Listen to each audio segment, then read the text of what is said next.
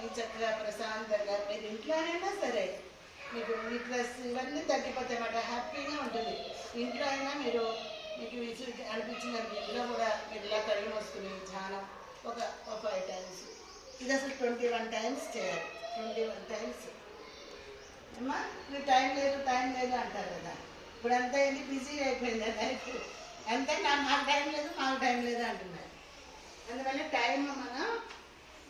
Time ఎలా అయినా వీలు చూసుకుని గేమ్స్ అన్నిటికీ టైం ఇస్తున్నారు కదా. ఇలాగా మన ఇది మెడిటేషన్ కూడా మనం చేయొచ్చు. ఒక 21 టైమ్స్. ఫస్ట్ 5 టైమ్స్ చేసాం, తర్వాత 11 టైమ్స్, అలా పెంచుకోవచ్చు. ఒక 21, తర్వాత 108.